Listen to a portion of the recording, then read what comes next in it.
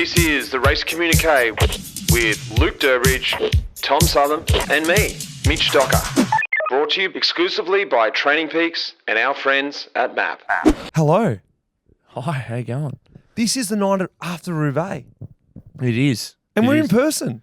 We are. It's actually quite nice. Yeah, it is nice. Yeah. And it's nice to be involved without Southern. You know, It because is, you guys actually. often have their private meetings without me. So I'm here. Hey, Mitch, let's talk about Southern and what we're going to do and then present it to Southern. This is the emergency pod. Finally, we've got something emergency. Boo. This is Life in the Peloton presented by Matt. But, of course, this is our exclusive partner is Training Peaks. Durbo, TSS for today. What was it? 450. 450. Yeah, 450. What and was- I was like, I don't know, hundreds or something. Yeah. Way back. Yeah, way back. Yeah, averaged 325 watts average, 355 normalised, and yeah, big day. Less than Flanders, but we have already spoken about this before. Flanders is probably one of the biggest, Yeah. but yeah, big day. It's a big day. And actually it was a fast day. I think under 6 hours, which is crazy for Roubaix. Yeah. But look, I'll just give everyone a little recap. If you haven't seen the race, which you are an absolute don't know what, if you Well, haven't seen it, but yeah, we spoke about people that didn't watch San Remo. Like if you But- didn't see Roubaix, like, yeah, this you're is even bigger idiot. this is arguably the best Roubaix I've ever seen or been a part of. This is epic. Let's just quickly go through it. No break. Of course, there's no breaks anymore. It's just too fast. 54k an hour before you hit the first sector. Then Van Aert punches. He claws his way back. Poggy punches. He loses. He changes onto a Shimano bike. Doesn't change wheels. Shimano bike, spare bike. No teammates wait for him. So he's just chasing on his own. Changes back to his own bike. Sends a couple teammates back. He's chasing back on. Gets back on before Arenberg. Actually, comes back through, grabs you, goes, Durbs, you ready? Let's go. Let's go back to the front group. It was nice to see Poggy at least once today. Gets back on before Arenberg. Next thing you know, Van der Poel punches. Swaps bikes. Philipsen gives him his bike. Doesn't want to get up on that bike. Gets a new wheel from Del Grosso. Changes his wheel. Now Van der Poel's off the back. Who would have thought that? Couple more punches. Van Aert punches again. Poggy punches again. They change bikes. Blah, blah, blah, blah, blah. Van Aert launches one. The crowd goes wild. Poggy follows him. Next thing you know, there's two riders up the road. Van Aert, Poggy. I didn't know who I was going to go for. My heart said Van Aert, but I also wanted Pogacar to win because I was really on the train of the 5 monuments this year. Mm. They can't get rid of each other. I was on Carrefour de l'Arbre. They went past each other. There was some Hail Marys thrown throughout that, but they go to the velodrome and it was all on. It was a crazy finish. Van Aert gets around Pogacar to take the victory, melt everyone's heart in Belgium. Pogacar, I don't know I haven't seen any post-race interviews, but I think he took it pretty humbly. He's a pretty humble guy. That's the sum up of the race. The Sturven came in third. A pretty epic ride. Didn't really see ride. much. Yeah, big ride. But Durbs, that's the outside view of the race. Give us the inside view. What happened out there today? Well, yeah, I think you've summed it up better than I could because I didn't see any of that. But yeah, I think the race for the breakaway is such a thing. And it was a thing when we were racing also. It was a chance for, I think Heyman summed it up pretty well. It was the carrot dangled in front of people that this is the only monument that someone may be able to win if they're not a superstar or a generational freak. You know what I mean? So that's exactly what Roubaix is. So the breakaway is such a opportunity. So many guys have been on the podium or been, Heyman won the race. So when everyone lines up, it's the last classic of the block. Everyone thinks, today I'm going all in, And I think you've got 180 guys going, I'm going all in. Which means up to the first sector, we average 54 Ks an hour. I was personally one of those guys. Were going all in. were you just like Yeah. going hardcore, or were you playing reserved? Well, depends. I think the way breaks go, if you're averaging 54 to the first sector, there is no way you're riding away at 70 k's an hour.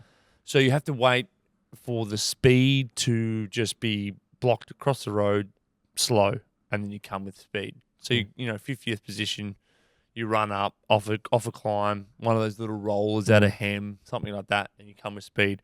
And there was so many moments today where it was like, "Yep, Durbo, you're in the break. Go, go, go, go, go, go." There's a gap, and you're starting to ride away. You look back, and you've detached from the peloton, and you're thinking, "Yes, excuse me, I'm in the break," which means that opportunity may be your day. And then it gets welded back, and next minute you're 50th position again, and you're trying to move up again. So that was pretty much my day for the first 100k.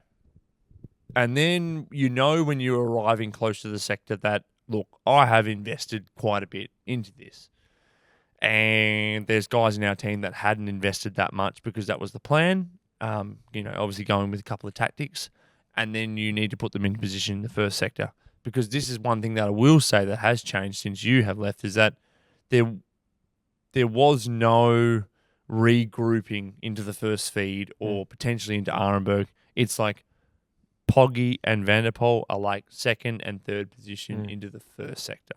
And they really just go for it. They just open up the gas. And look, at lots of things happen today, but Can you feel that? Can you feel the difference now that they're riding the front? Because like from the TV, I'm like, Vermeersch is riding the front already. Like Vermeersch, he's second in Roubaix already. I picked him as my outside favourite. Crazy, yeah. So can you feel the pressure they're putting on? Yeah, I think it just gets detached, and next minute you realise you come out on a big road and you look up and there's like 4 groups. Yeah, okay. And you're like, oh wow, like because when you're in the sector, you're thinking like, wow, it's all good, like it's the way it used to feel, you're on the wheel.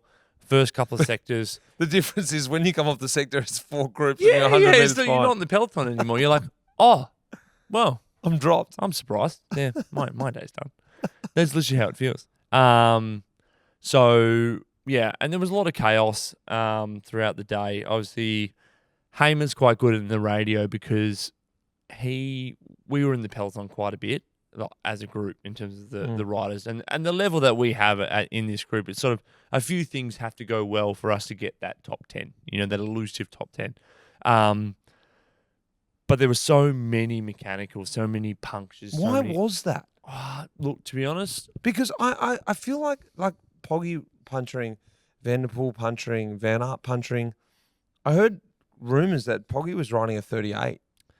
Yeah. Blowout and all this sort of stuff. Yeah, Started sure, with a 35, sure. but it blew out to a 38. Like, how is that puncturing? When we were riding like 18s back in the day.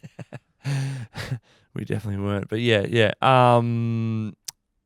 Look, to be honest, it could be because of the speed. I think the 48 or whatever average it was at the end of the day. 48 mil, I thought you were talking about. No. 48 Ks now.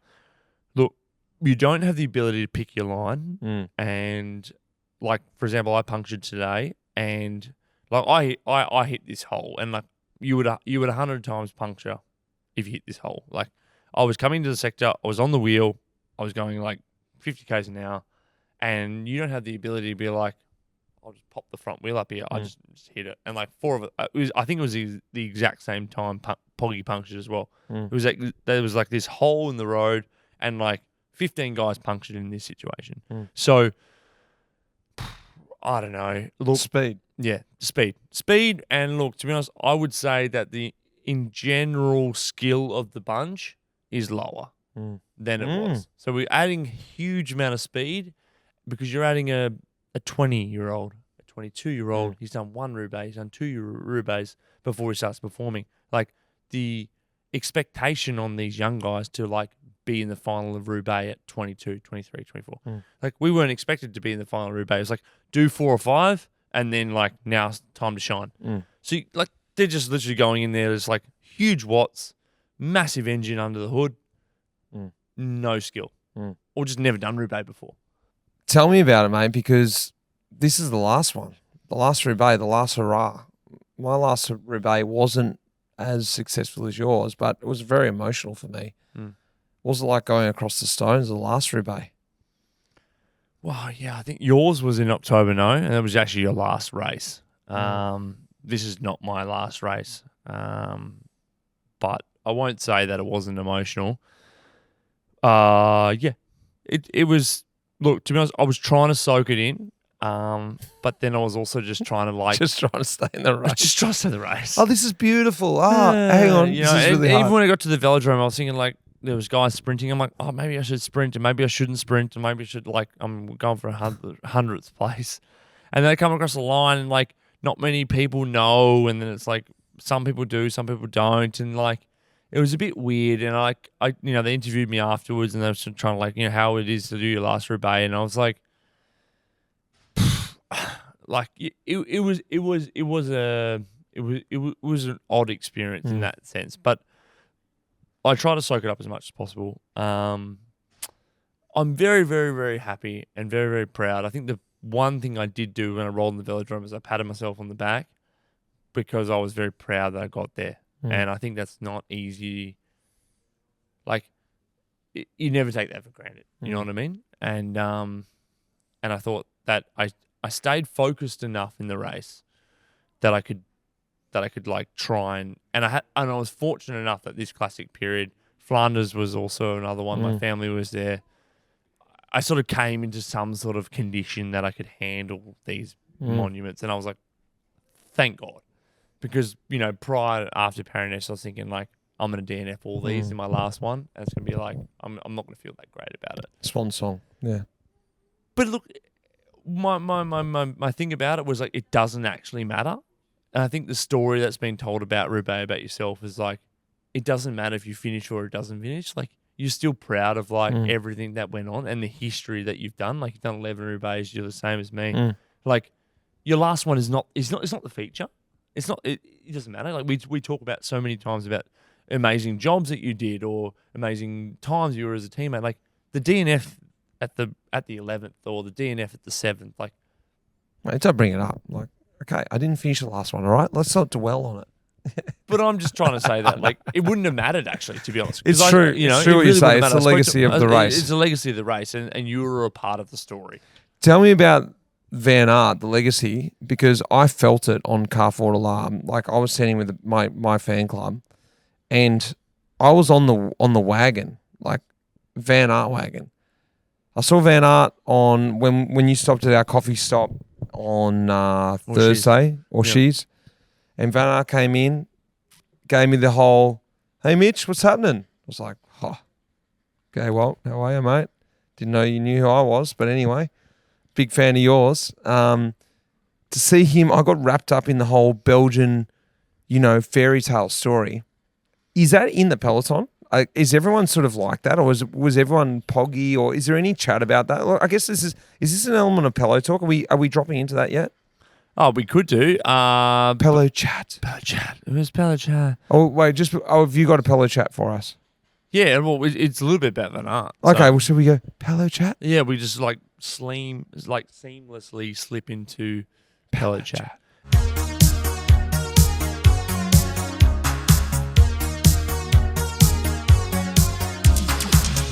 Look, my interview after the finish, rolled around, saw the doctor. Who won the race?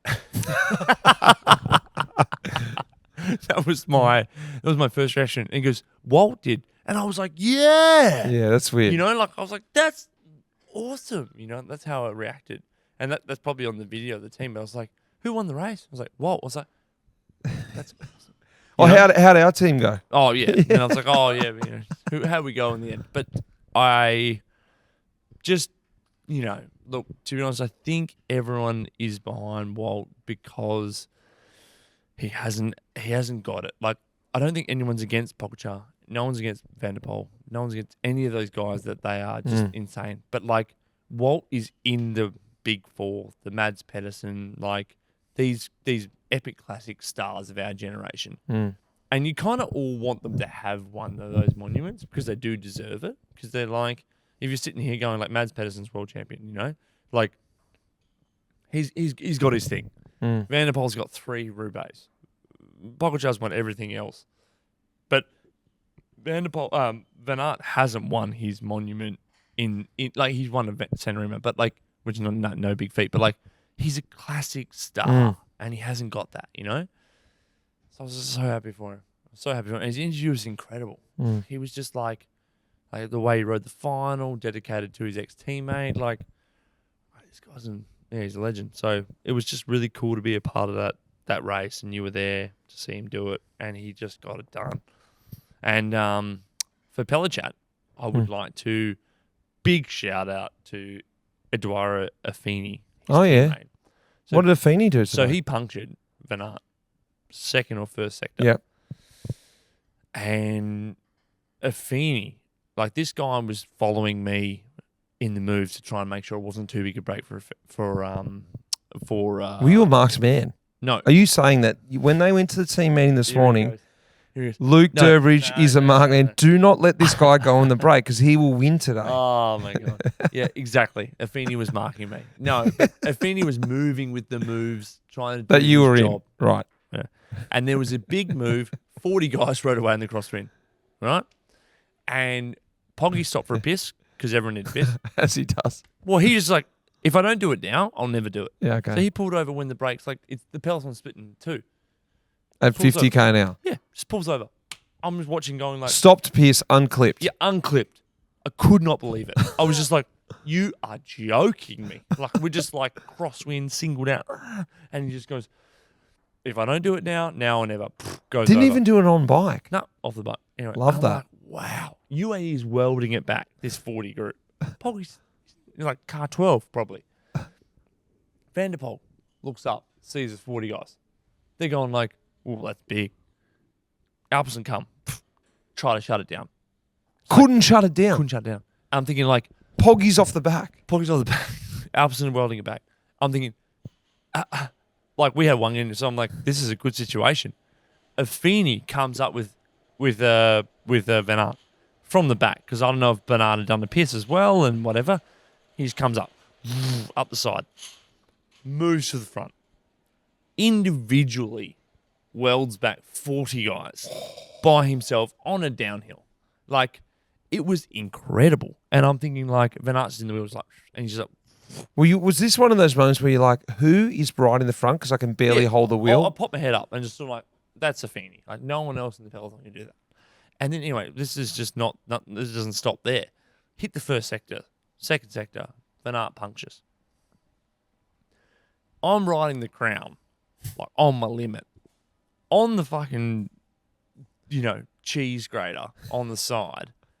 Affini comes past by himself not by himself, like he's the only teammate with Van Aert to take him back to the front.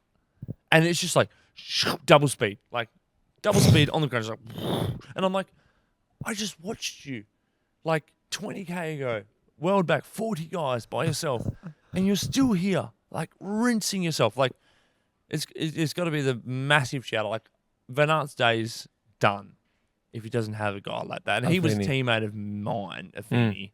And he is actually incredible. And like to be fair, like maybe it's a thing that I always thought that Affini could have his individual results in that sense. But like, got to be man of the match in that aspect, in that early phase, The only other thing I would add in my Pella chat was like, Philipsen had different pedals. Why is that? That is weird. I don't know why. They're a Shimano team. He could not clip in on Philipsen's bike. Van der Poel when he punctured an arm broke, for everyone understanding what I'm trying to say. The video, I've watched it again, he can't clip in. What pedals is Philipsen running? Like, I'm not trying to lose a Shimano sponsorship for Alpecin, but like, I don't know. What it was crazy to see. Is it the new prototypes? It was crazy to see that he could not clip into that bike. Like, it did not make any sense. Was that the moment? Because I feel like he did waste a lot of time, and Huge amount it of was time. also Del Grosso had the smarts to actually just change the wheel. Yeah, well, that made a lot of sense. But like when I'm watching it again, I watched the video afterwards, and I was thinking like, why can't he clip into this bike? And you do look at the pedals, you're thinking like, yeah. Anyway, that's sort of my inside chat inside the pillow. Well, let's get to a quick community quiz because we are here having a quick dinner after Roubaix. having a glass of wine. And if you can hear any noise around the background, it's because they're packing down. And we've got a couple questions for you, Durbo, in Communiquiz.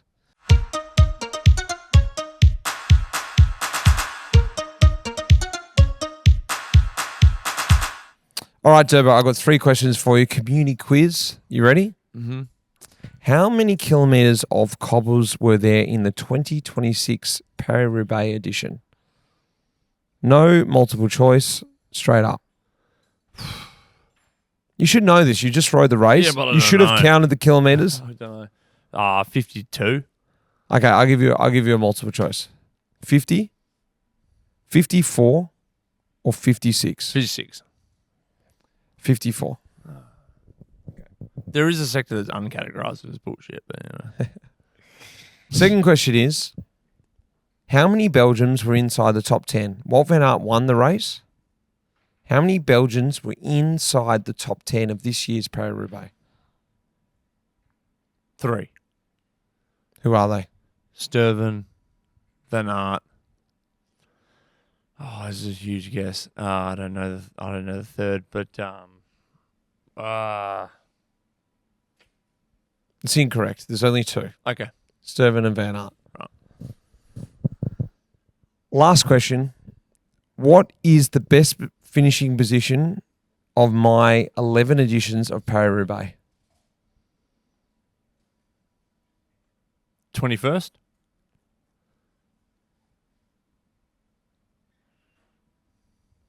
$15? Whoa! How'd you get that?